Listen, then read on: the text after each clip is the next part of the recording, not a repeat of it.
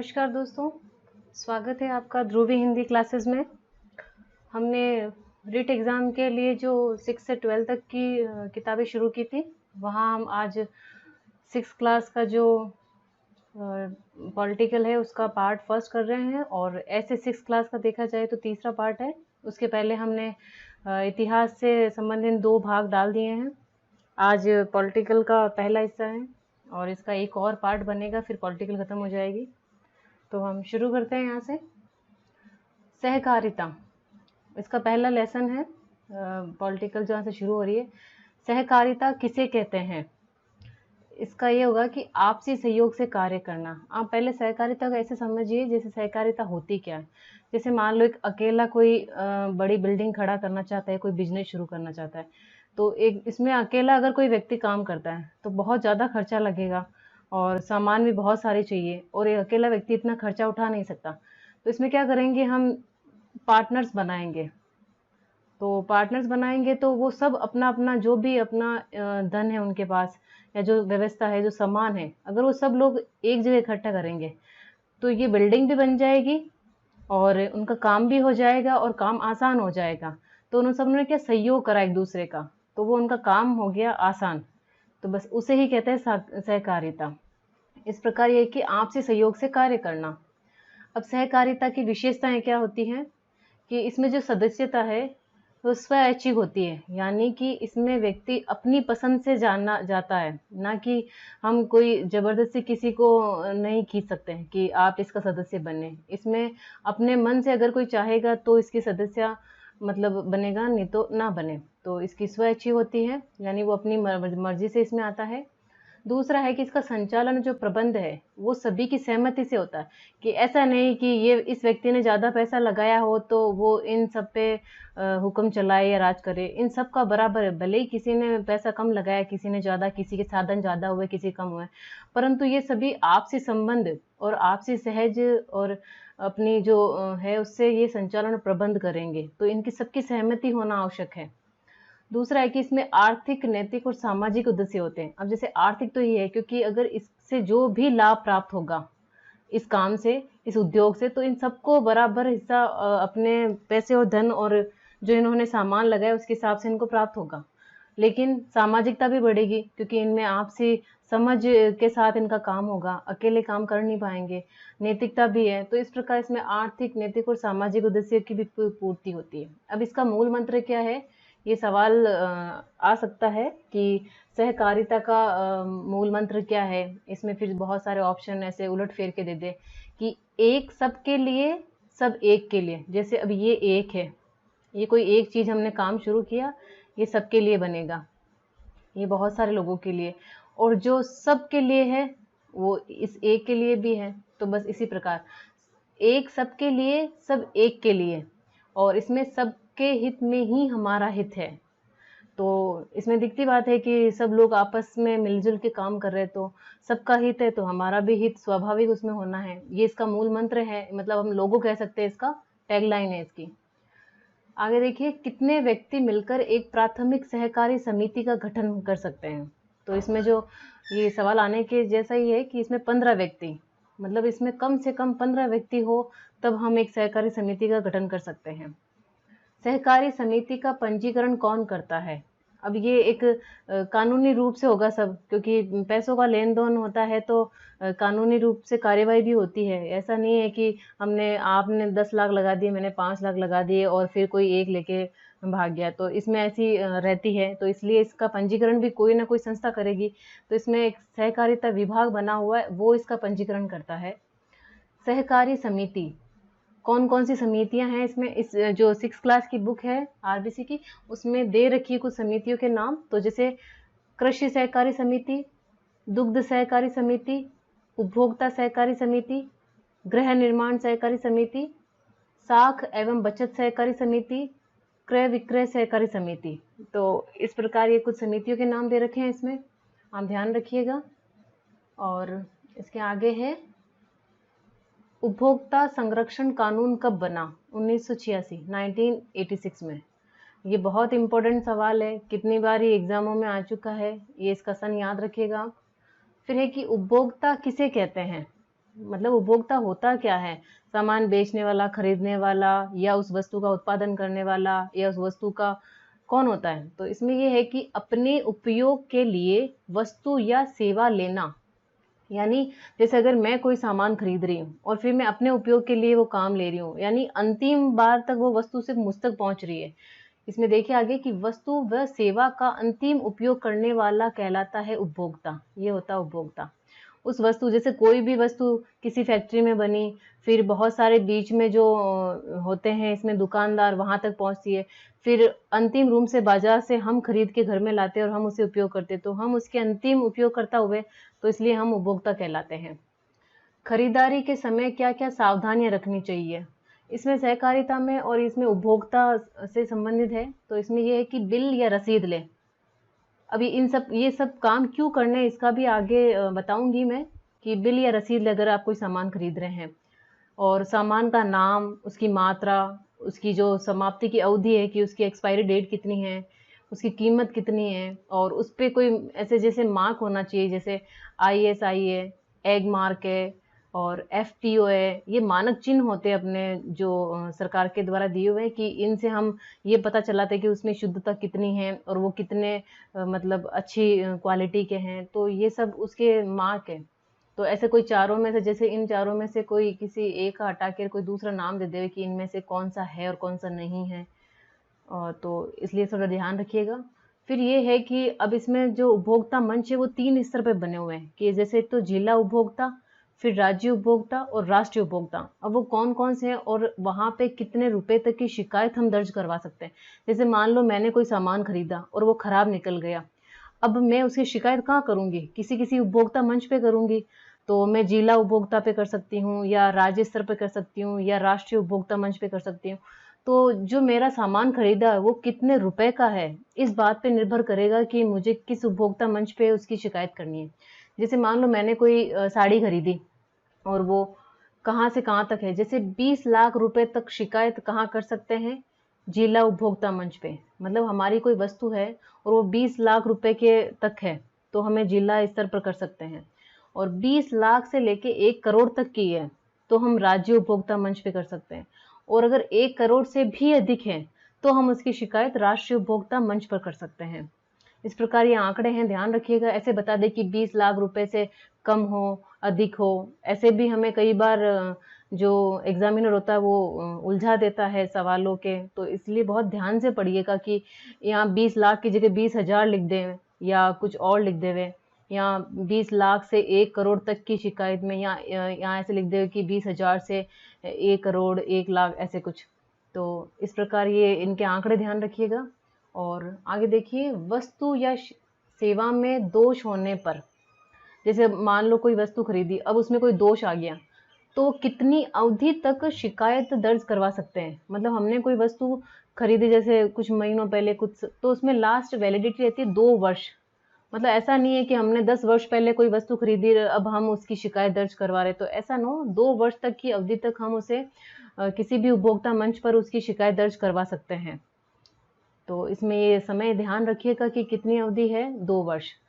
शिकायत के दौरान राहत में क्या मिल सकता है? अब जैसे हमने शिकायत दर्ज करवा दी, हम वो जीत भी गए, तो अब हमें क्या होगा कि या तो उस सामान में सुधार करवा देगा अगले वाला। जैसे कोई चीज फटी टूटी है या कोई खराब निकल गई, कोई मशीन खरीदी खराब निकल गई, तो उसमें सामान सुधार करवा देगा। और अगर वो जैसे अभी कोई कपड़ा है और वो फटा हुआ है, तो उसका तो उसमें रफू तो करवाने से रहा, तो वैसी की वैसी या तो वो नया सामान दे देगा हमें। तो इन दोनों में से, या फिर अगर हमें कि हम तो ये वस्तु चाहिए ही नहीं, तो वो उसका हर्जाना भर देगा। और इस दौरान हमने कितना खराब किया उसके ऊपर, बार बार किसी को रिपेयर करवाया है, तो वो उसका हर्जाना भर देगा ऐसे।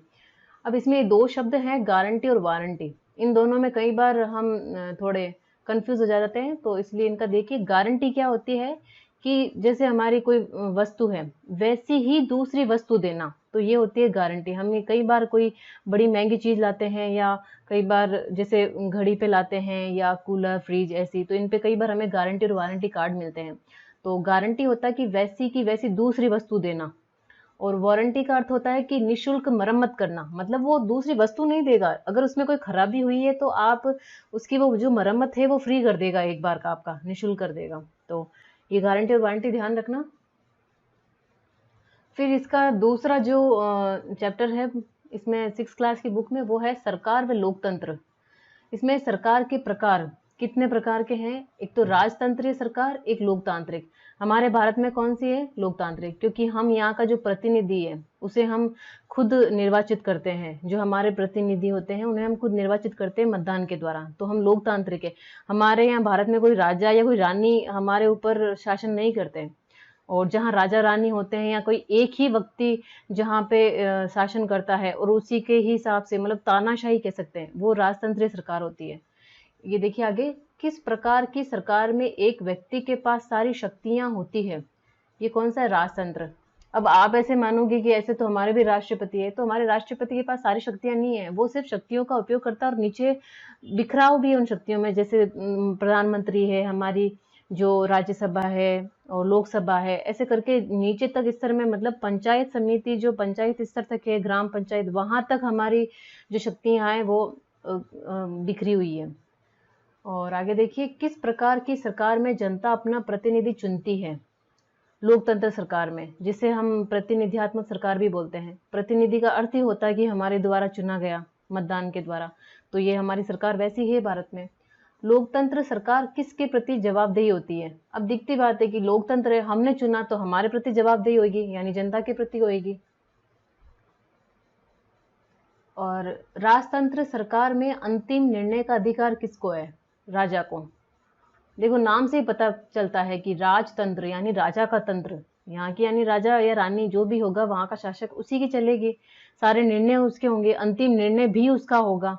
वो हम पे तानाशाही कर सकता है, कुछ नियम और कानून है वो जबरदस्ती हम पे थोप सकता है कि हमें मानने ही पड़े, लेकिन हमारे यहाँ ऐसा नहीं होता है। लोकतंत्र में हम उसके खिलाफ आवाज उठा सकते हैं, हम किसी भी माध्यम से वहां तक अपनी बात पहुंचा सकते हैं, हमारे प्रतिनिधि के द्वारा पहुंचाओ, या हम खुद स्वयं कोई ऐसी साधन ढूंढे जहां से हम अपनी बात रख सकें। लेकिन राजा के वहां ऐसा नहीं होता, अगर बात रख भी दी तो वो माने, इसकी गारंटी नहीं है हमारे पास।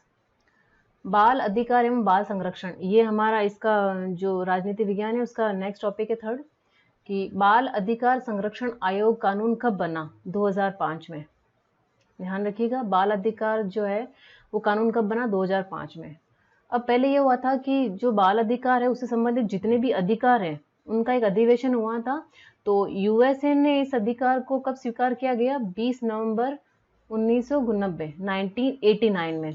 ठीक है, अब ये पूछा जा सकता है कि यूएसए ने कब स्वीकार किया, 20 नवंबर 1989 में। बाल अधिकार के सभी अधिकार भारत ने कब स्वीकार किए, 11 दिसंबर 1992, 11 दिसंबर 1992। ये ऐसे ध्यान रखना, इनमें से सवाल बिल्कुल आ सकते हैं और आएंगे ही आएंगे, अगर बहुत अच्छा टॉपिक है, ये सवाल आने के जैसा ही है। फिर एक कि यूएसए द्वारा जो अधिकार स्वीकार किए उसमें से 4 अधिकार इन्होंने माने हैं, कौन कौन से हैं, ये बिल्कुल ऐसे ही सवाल आ सकता है कि कौन सा है और कौन सा नहीं, जिसमें इसमें 4 बताएं कि जीने का अधिकार, संरक्षण का अधिकार, विकास का अधिकार और भागीदारी का अधिकार। इसमें जीने के अधिकार में क्या, बिल्कुल प्राथमिक जो हमारी आवश्यकताएं होती है, जैसे आवास, भोजन और हमारे वस्त्र, ऐसे जो चीजें होती है कि जो हमारे जीने के लिए चाहिए ही चाहिए हमें, हमारा सम्मान, तो ये सब जीने के अधिकार में आएगा। और विकास का अधिकार यानी भावनात्मक, सामाजिक, नैतिक, राजनीतिक, ये जो हमारे विकास हैं वो इसमें आएंगे। संरक्षण यानी जैसे हमारे किसी भी प्रकार को, अगर हम कोई आपदा आ गई तो उसमें कई बार हम देखते हैं कि अगर कोई प्राकृतिक आपदा होती है तो सबसे पहले बच्चे बुजुर्गों को बचाया जाता है, तो इस प्रकार संरक्षण का अधिकार है। और भागीदारी तो हमारी जो बाल हैं, बालक होते हैं, बालिकाएं होते हैं, उनकी प्रत्यक्ष अप्रत्यक्ष होती ही है, हमारे जो शासन व्यवस्था हो या किसी भी समाज में हो, तो भागीदारी प्रत्यक्ष अप्रत्यक्ष रूप से रहती ही है। तो ये 4 अधिकार हैं इनके द्वारा बताए गए हुए। अभी देखिए, जैसे भोजन, वस्त्र, आवास, ये अधिकार किस में शामिल है, जीने के अधिकार में। अभी इसमें हम कंफ्यूज हो जाए कि ये किस में हो सकते हैं, कई बार ऐसा लगता है कि भोजन, वस्त्र ये कहीं हमारे विकास में तो नहीं है, तो कंफ्यूज होने का ऐसे बिल्कुल सिमिलर हैं तो हो सकते हैं।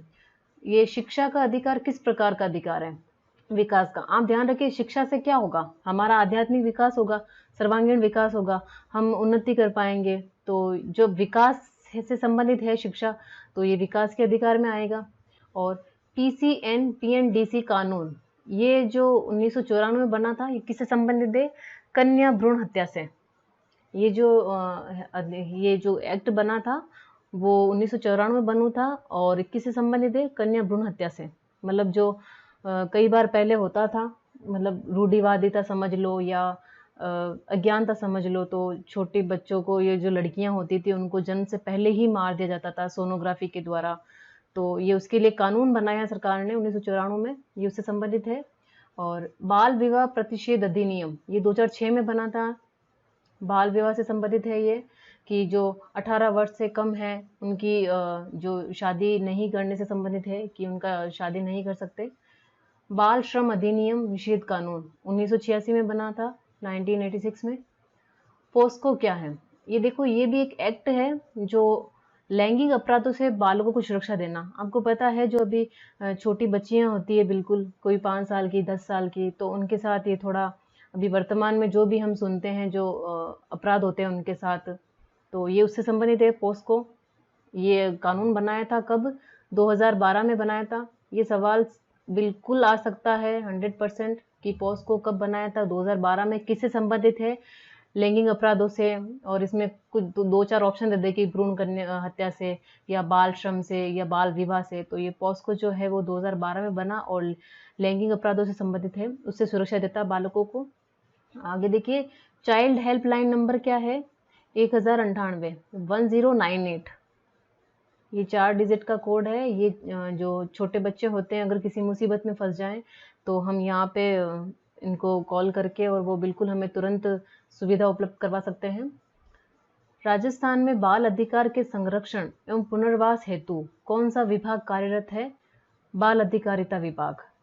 ये देखिएगा आप कि बालकों को अधिकार का संरक्षण करने के लिए और पुनर्वास हेतु कोई विभाग भी है हमारे यहाँ, बाल अधिकारिता विभाग, तो ये उसके लिए कार्य करता है।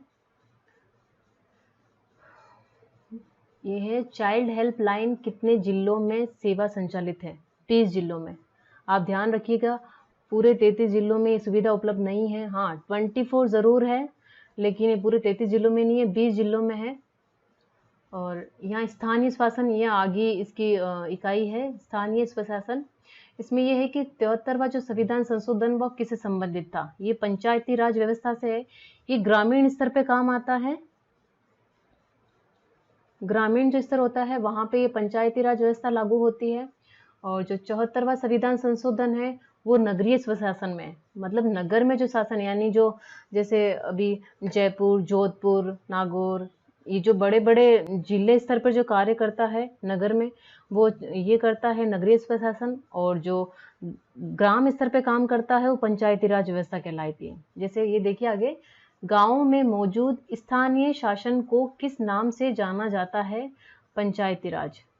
ये देखो गाँव में है पंचायती राज। पंचायती राज व्यवस्था का प्रारंभ कब हुआ? 2 अक्टूबर 1959 में हुआ था। ये आपको पता है, अपने जो प्रथम प्रधानमंत्री थे जवाहरलाल नेहरू, उन्होंने किया था इसका। और ग्रामीण स्वशासन एक त्रिस्तरीय संरचना है। ये आगे देखिए किस प्रकार, ये मतलब 3 स्तर पे बटी हुई है। मतलब जो गांव में जो शासन चलता है, हमारे सरकार का एक विकेंद्रीकरण समझ सकते हैं, क्योंकि इतनी बड़ी दुनिया भर के हजारों करोड़ों गांव, इतने सारे जिले एक अकेला व्यक्ति नहीं संभाल सकता। तो उसको नीचे स्तरों पे बांटने के लिए इन्होंने अपनी सुविधा के लिए कार्य किया है कि जैसे गांव से जिला, फिर जिला से राज्य, फिर राज्य से हम केंद्र तक जाते हैं, वरना अकेला केंद्र इतने बड़े कैसे संभाले। तो इसलिए ये इस प्रकार त्रिस्तरीय संरचना। और किस प्रकार है कि ये सिर्फ अभी मैं इसको आपको ये पंचायती राज व्यवस्था से संबंधित बता रही हूँ कि सबसे पहले ग्राम पंचायत, ये कहाँ पे होती है? ग्राम स्तर पे होती है। देखिए ये यहाँ से शुरू होता है, ऐसे ये नीचे से ऊपर की तरफ जा रहा है, मतलब ये इसे नीचे से ऊपर की तरफ जा रहा है। सबसे पहले यहाँ ग्राम पंचायत, ये गांव के स्तर पे बनती है, नहीं ग्राम स्तर पे बनती है। यहाँ का मुखिया कौन होता है? सरपंच। आपको पता ही है, जैसे इतने सारे गांव में हम कई बार चुनाव भी देखते हैं कि सरपंच का चुनाव हो रहा है, तो वो ग्राम स्तर पे होता है। यहाँ बनती है ग्राम पंचायत। हमारे गांव में होती भी है ग्राम पंचायत के, एक वो भवन भी निर्माण होते हैं। फिर दूसरे स्तर पे होती है पंचायत समिति। ये पंचायत समिति कहाँ पे होती? खंड स्तर पे, यानी जिसे हम विकास भी कहते हैं, विकास खंड, विकास के, तो यहाँ पे कौन होता है? प्रधान। पंचायत समिति होती है यानी गांव से थोड़ा ऊपर। अब इनके भी आंकड़े हैं, इनके कुछ दे रखे हैं कि इतनी इतनी जनसंख्या होनी चाहिए, या जो विकास के विकास जो खंडों के हिसाब से इनको बांटा जाता है। तो यहाँ पंचायत समिति, और सबसे सर्वोच्च स्तर पे बनता है जिला परिषद, जो कहाँ पे बनती है? डिस्ट्रिक्ट लेवल पे बनती है जिला परिषद। यहाँ का मुखिया होता है जिला प्रमुख। ये देखो मैंने सबके सामने लिखा भी है कि ग्राम पंचायत कहाँ होती है? ग्राम स्तर पे होती है, यहाँ का मुखिया सरपंच होता है। पंचायत समिति कहाँ होती है? खंड स्तर पर, यानी विकास स्तर पर, ये प्रधान होता है यहाँ का मुखिया। जिला परिषद जिला पे होती है, ये जिला प्रमुख होता है इसका मुखिया। और आगे देखिए कि ग्राम पंचायत। अब ये जो ग्राम पंचायत सबसे अपन नीचे स्तर पे देखी थी, 3 स्तर देखे, उसका ये पहला भाग है ग्राम पंचायत। अब इसमें भी डिवाइड कैसे है कि वार्ड सभा, ग्राम सभा और ग्राम पंचायत। कैसे कि जैसे अभी आपको पता है एक कोई इतना बड़ा गांव है, अब गांव ना एक अकेले गांव से नहीं बने, उसमें छोटे छोटे जो आसपास के कम कम जनसंख्या वाले होते हैं, 2-3 गांव मिलके फिर एक मतलब पंचायत बनती है, ग्राम पंचायत। तो उसमें क्या करेंगे कि जैसे अभी कोई गांव है, उसको क्या बहुत सारे खंडों में, छोटे छोटे टुकड़ों में बांट देंगे। वहां पे क्या वो वार्ड कहलाता है। आपको पता भी, हम कई बार सुनने में भी आता है कि फला वार्ड के चुनाव चल रहे हैं या इस वार्ड के चुनाव चल रहे हैं। जैसे वार्ड हर जगह खंड में जब बांटते हैं तो उनको वार्ड कहते हैं। तो ये वार्ड सभा जो होती है सबसे छोटी इकाई है, ग्राम पंचायत की सबसे छोटी इकाई, क्योंकि वार्ड बनकर आगे मिलकर ही ग्राम सभा और फिर ग्राम पंचायत बनाएंगे। और इसका जो मुखिया होता है वो वार्ड पंच होता है। अब ऐसे नाम से पता चल रहा है कि वार्ड सभा का अध्यक्ष कौन होता है? वार्ड पंच होता है। फिर जो वार्ड सभा होती है वो ग्राम सभा। अब ग्राम सभा में कौन कौन होते हैं? जैसे किसी भी गांव के जितने भी 18 वर्ष से ऊपर जो मतदाता सूची में दर्ज हैं, सिर्फ वयस्क होना काफी नहीं है, वो उनका नाम मतदाता सूची में होना भी जरूरी है। ऐसे तो 18 वर्ष से ऊपर बहुत सारे हैं, लेकिन अगर मतदाता सूची में नाम दर्ज नहीं है तो वो ग्राम सभा के सदस्य नहीं हो सकते, उनका मतदाता सूची में होना जरूरी है। तो ये जो लोग होंगे वो ग्राम सभा के सदस्य होंगे। फिर ग्राम पंचायत जैसे कुछ गांवों से मिलकर बनती है, ये मैंने आपको यहीं पे बता दिया था कि कुछ गांव से, छोटे मोटे गांव से मिलके 3 या 4 जो भी होते हैं आसपास के, वो गांव से मिलके ग्राम पंचायत बनती है। अब उप सरपंच का चुनाव किस प्रकार होता है कि जो जिस गांव को हमने जो वार्ड में बांटा, अब सब ने अपने अपने वार्ड के पंच चुन लिए। अब वो जितने भी वार्ड पंच है वो मिलके अपने में से ही किसी एक को उप सरपंच चुनेंगे, क्योंकि उप सरपंच का चुनाव नहीं होता, ये सब मिलके ही अपने में से किसी एक को चुनते हैं। जबकि सरपंच का चुनाव होता है, हम मतदान करने भी जाते हैं, आपको पता हो तो जो वार्ड पंच है वो ही मिलके उप सरपंच का चुनाव करते हैं। फिर ग्राम पंचायत की बैठक माह में 2 बार होती है, ठीक है।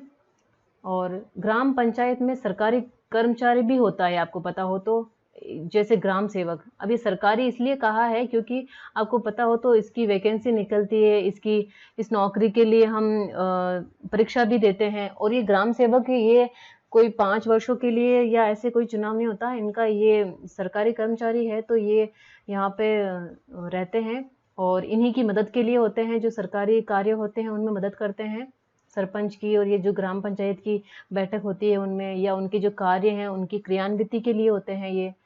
तो ग्राम पंचायत में सरकारी कर्मचारी कौन होता है? ग्राम सेवक। इसके अलावा और भी है, मैं आगे बताऊंगी आपको। वार्ड सभा की अध्यक्षता कौन करता है? अब देखो वार्ड आ गया तो वार्ड सभा की कौन करेगा? वार्ड पंच करेगा। ग्राम पंचायत के कार्य क्या होते हैं? जैसे ऐसे तो ग्राम पंचायत के बहुत सारे कार्य हैं, मैंने वो यहाँ कार्य लिखे हैं जो हम गलत करने के जहाँ हमारे चांसेस होते हैं। जैसे सड़कें बनाना, नालियाँ बनाना, या ये सारे काम बिल्कुल आम है, सबको पता है कि ग्राम पंचायत काम करेगी, क्योंकि वहाँ अगर एक काम नहीं करेगी तो पैसा कहाँ से आएगा। लेकिन जन्म और मृत्यु पंजीकरण का कार्य भी करती है ग्राम पंचायत। और अगर कोई नए भवन बन रहे हैं और उनके लिए भूमि आवंटन का भी काम करती है। और जो चरागाह है उनका निर्माण करती है, कोई बंजर भूमि है तो वहाँ पे चरागाह का निर्माण करेगी। और इस प्रकार के जो कार्य, इन कार्यों में कंफ्यूज होने का रहता है कि चलो पेड़ पौधे तो लगवा ही सकती है, सड़कें भी बना सकती है, नालियाँ बना सकती है, कुएं बना सकती है, लेकिन जन्म मृत्यु पंजीकरण का अगर ऑप्शन आ जाए तो हम सोचेंगे कि ऐसा थोड़ी हो सकता है। तो ये इसमें है इसके कार्य ग्राम पंचायत के। ग्राम पंचायत में सरकारी कर्मचारी कौन कौन से होते हैं? अब ये 4 दे रखे हैं इसमें। ग्राम सेवक मैंने ऊपर बता दिया था। पटवारी आपको पता है ये भी एक सरकारी कर्मचारी होता है, क्योंकि इसकी वैकेंसी निकलती है और हम एग्जाम देते हैं इसके लिए। कृषि पर्यवेक्षक और एएनएम होती है। ये एएनएम वही है जो आशा सहयोगिनी होते हैं ना, वो होते हैं। और हेडपंप मिस्त्री, अब देखा अगर ये ऑप्शन में आता ना हेडपंप मिस्त्री, तो हम सबसे पहले इसको गलत करते हैं, क्योंकि हमको लगता है कि ऐसा तो कभी सुनने में नहीं आया, कभी नाम ही नहीं सुना, ऐसा कोई होता है क्या। तो ये सरकारी कर्मचारी होते हैं इनके ग्राम पंचायत स्तर पे। आगे देखिए विकास खंड। विकास खंड यानी जो ग्राम पंचायत के ऊपर स्तर होती है, और ये यहाँ पे पंचायत समितियां बनती है। जैसे प्रत्येक जिले को विकास खंड के हिसाब से बांटा जाता है, तो वही विकास जो खंड होते हैं ना, वहाँ पे पंचायत समितियां बनती हैं। पंचायत समिति का गठन किससे होता है? अब देखो ये जितने ग्राम पंचायत के जस्ट ऊपर वाली इकाई है, तो जितने भी जो सभी ग्राम पंचायतें हैं ना, वो इसके सदस्य होगी। मतलब इन ग्राम पंचायतों से मिलके ही पंचायत समिति बनती है। और अब पंचायत समिति के सदस्य कौन होंगे? कि सभी सरपंच, क्योंकि सरपंच कौन है? ग्राम पंचायतों के अध्यक्ष हैं, मतलब इनके ये अध्यक्ष ही होते हैं। तो ये मिलके सरपंच जो होते हैं वो पंचायत समिति के सदस्य बन जाएंगे। और जिस क्षेत्र में भी पंचायत समिति है, उस क्षेत्र के विधानसभा सदस्य अगर हैं, तो वहाँ के विधानसभा सदस्य और सभी सरपंच ये पंचायत समिति के सदस्य बन जाएंगे। अब आगे देखिए सबसे सर्वोच्च इकाई पंचायत जो अपने ग्रामीण जो स्वशासन है उसकी सर्वोच्च इकाई है ये जिला परिषद। जिला परिषद कहाँ बनेगी? जिला स्तर, नाम से ही पता चल रहा है जिला परिषद है तो जिला स्तर पे ही होगी। पंचायती राज की सर्वोच्च इकाई, ध्यान रखिएगा सबसे ऊंची इकाई है सबसे ऊपर पे तीसरे नंबर की जिला परिषद होती है। अध्यक्ष को क्या कहते हैं? जिला प्रमुख। आपको पता है इसके अध्यक्ष को कहते हैं जिला प्रमुख। जिला परिषद के सदस्य कौन कौन हो सकते हैं? विधानसभा सदस्य और उस क्षेत्र के राज्यसभा और लोकसभा सदस्य और पंचायत समितियों के प्रधान। और आपको पता है पंचायत समितियों के जो अध्यक्ष होते हैं उनको क्या बोलते हैं? प्रधान, उनको प्रधान बोलते हैं। और जिला परिषद के अध्यक्ष को क्या बोलते हैं? जिला परिषद के अध्यक्ष को जिला प्रमुख। इस प्रकार ये होगा। अब ये ग्रामीण व्यवस्था है। अब नगरों में भी कोई ना कोई व्यवस्था होती होगी, तो उसके लिए नगरीय स्वशासन है। और जो संविधान संशोधन कौन सा है? 74वां, मैंने बताया था ऊपर। जो कार्य ग्राम में ग्राम पंचायत करती है, शहरों में वो काम कौन करेगा? नगर पालिका, नगर परिषद और नगर निगम। वहां पे भी अपन ने 3 स्तर देखे थे, यहाँ पे भी 3 स्तर है। अब इनका तो क्या है कि ये जनसंख्या के हिसाब से बांट रखा है। नगर पालिका कहाँ होगी? जहाँ पे 20,000 से अधिक परंतु 1 लाख से कम हो। देखिए 20,000 से तो अधिक और 1 लाख से कम हो, वहां बनेगी नगर पालिका। ठीक है। नगर परिषद कहाँ बनेगी? जहां 1 लाख से तो अधिक लेकिन 5 लाख से कम हो। 1 लाख से अधिक और 5 लाख से कम, वहां बनेगी नगर परिषद। नगर निगम कहाँ बनेगी? 5 लाख या 5 लाख से अधिक। अब 5 लाख से कितना भी अधिक, वैसे कोई 1 करोड़ की जनसंख्या तो होगी नहीं। अब जैसे नगर निगम है ही हमारे अजमेर में है, तो वहां पे कोई 5 करोड़ से ज्यादा है नहीं, तो 5 लाख के आसपास होंगे। तो 5 लाख या उससे जो भी थोड़ा बहुत ऊपर होए, उतनी जनसंख्या में नगर निगम बनेगी। अब ये देखिए नगर पालिका, नगर निगम और नगर परिषद में निर्वाचित प्रतिनिधि क्या कहलाता है? पार्षद। आपको पता है सुनने में भी आता है कि पार्षद के चुनाव हो रहे हैं। और ये जो होते हैं यहाँ पे भी ये वार्ड, जो यहाँ पे भी ये वार्ड में बटे होते हैं कि जैसे 54 वार्ड, 55 वार्ड, कुछ भी कोई भी वार्ड हो सकता है, उनके नाम दिए जाते हैं ऐसे। तो ये पार्षद कहलाते हैं वहाँ के। ये पार्षद देखना, ध्यान रखना, ये जो नगरीय स्वशासन है उस इकाई का है ये। नगर पालिका का मुखिया क्या कहलाता है? अध्यक्ष। ध्यान रखिएगा ये सवाल बिल्कुल मिलान के लिए या बिल्कुल कंफ्यूज करने जैसा है कि नगर पालिका का अध्यक्ष ये इसका जो मुखिया होगा वो अध्यक्ष कहलाएगा। नगर परिषद का क्या कहलाएगा? सभापति। सभापति और उपसभापति, इनमें सब में ऐसा हो गया अध्यक्ष उपाध्यक्ष, ये सभापति उपसभापति। नगर निगम का मुखिया क्या कहलाएगा? मेयर या महापौर। ये तो फिर भी सुनने में आता लगभग कि नगर निगम का मेयर होगा, लेकिन हाँ इन दोनों में कंफ्यूज होने के थोड़े बनते हैं। और इन सभी का कार्यकाल, ये जितनी भी संस्थाएं नगर पालिका के लिए जो चुनाव होते हैं या जो नगर परिषद के लिए होते हैं, नगर निगम के लिए होते हैं, वो 5 वर्ष के लिए होता है इनके अध्यक्षों का कार्यकाल। और अब इन जो ये शहर में जो संस्थाएं कार्य कर रही है उनके ऐच्छिक कार्य क्या है? मतलब ये कार्य अपनी ये करे या ना करे ये इनकी मर्जी पे होते हैं, इसलिए इनको ऐच्छिक कार्य कहा है। इन पे कोई दबाव नहीं है कि ये कार्य करे ही करे। जैसे सार्वजनिक बाग लगाना, वाचनालय बनाना, स्टेडियम बनाना, पुस्तकालय हैं, कोई मेले हैं, प्रदर्शनियां हैं, तो ये कार्य अपनी मर्जी से करेंगे। अब जैसे अगर इनके पास इतना पैसा ही नहीं आया और हम कहें कि सार्वजनिक बाग बनाओ, तो कहाँ से बनाएंगे? नहीं। लेकिन हाँ, जो छोटे मोटे काम है, सड़क है, बिजली है, जो बिल्कुल मूलभूत सुविधाएं वो करवाना इनका कार्य जरूर है। बाकी ये इनकी मर्जी पे स्वैच्छिक कार्य है, ये अपनी मर्जी से करे ना करे, फंड के हिसाब से काम होता है ये। और अब इन जो संस्थाओं को धन कहाँ से प्राप्त होता है? 3 प्रकार से। या तो केंद्र और राज्य इनको अनुदान देगी। आपको पता है बजट पास होता है तो हर जो संस्था में बढ़ता है, और कोई शुल्क है, कोई जुर्माना लिया गया है तो वहां से प्राप्त होता है, और शहर वासियों पे कोई कर लगा है तो वहां से इनको धन प्राप्त होता है। तो ये सारा धन मिलके और फिर ये हमारे लिए ही वापस काम में लेते हैं। ये देखिए, 2 कोई टर्म्स हैं तो मुझे लगा शायद बताने चाहिए कि निर्वाचित कौन होता है और मनोनीत कौन होता है। निर्वाचित किसे कहते हैं? कि जैसे जो मतदान द्वारा चुना जाएगा, यानी जहां हम वोट दें, जहां अगर हम वोट देंगे तो वो निर्वाचित कहलाएगा। और मनोनीत कौन होगा? जैसे हमारे कोई प्रतिनिधि हमने चुन के भेजे और उन्हीं जो पद के अधिकारी हैं उनके द्वारा उनमें से कोई एक उन्होंने नियुक्त किया हो अपनी सबकी सहमति से, तो वो होता है मनोनीत। मतलब हमारे द्वारा भेजा गया प्रतिनिधि, बहुत सारे प्रतिनिधियों ने कोई एक को चुना है तो वो होएगा मनोनीत। और यहाँ पे तो हम सब मतदान के द्वारा चुन के भेजते हैं। ठीक है, ये 6 क्लास की जो पॉलिटिकल है वो 2 पार्ट में मैंने बिल्कुल जितना हो सके बहुत अच्छे फैक्ट निकाले हैं, और इससे बाहर सवाल नहीं बनेगा। इन किताबों में से 100% एक भी सवाल बाहर नहीं बनेगा।